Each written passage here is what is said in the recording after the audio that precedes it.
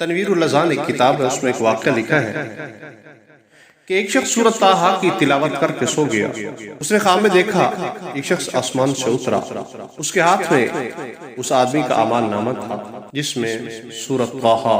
لکھی ہوئی تھی اور ہر حرف پر نیکیاں بھی لکھی تھی، لیکن کچھ حروف مٹے ہوئے تھے اور ان پر نیکیاں بھی نہیں لکھی تھی۔ آدمی نے سوال کیا کہ میں نے تو یہ حروف پڑھے تھے لیکن لکھے کیوں نہیں گئے، اور باقیوں پر نیکی ہے، یہاں تو نیکی بھی نہیں ہے۔ تو آسمان سے اترنے والے شخص نے کہا کہ ہم نے لکھے تھے لیکن اللہ رب العزت نے فرمایا ہے کہ ان کو مٹا دو، کیونکہ جب آپ ان حروف کی تلاوت کر رہے تھے تو آپ کے کمرے کے باہر سے ایک آدمی گزر رہا تھا، آپ نے اس کو سنانے کے لیے یہ حروف کچھ اونچی آواز سے پڑھے تھے، کیونکہ یہ حروف پڑھتے وقت آپ کے دل میں ریاکاری آ گئی تھی، اور آپ کو پتہ ہے جو عمل ریاکاری سے کیا جائے وہ لکھا نہیں جاتا، اللہ رب العزت کے ہاں وہ ختم ہوتا ہے۔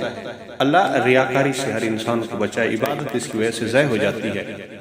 میزان میں نامہ اعمال میں ایسی چیزیں سامنے نہیں آتی۔ میرے پیغمبر صلی اللہ علیہ وسلم نے فرمایا ریا چھوٹا شرک ہے، دکھاوا،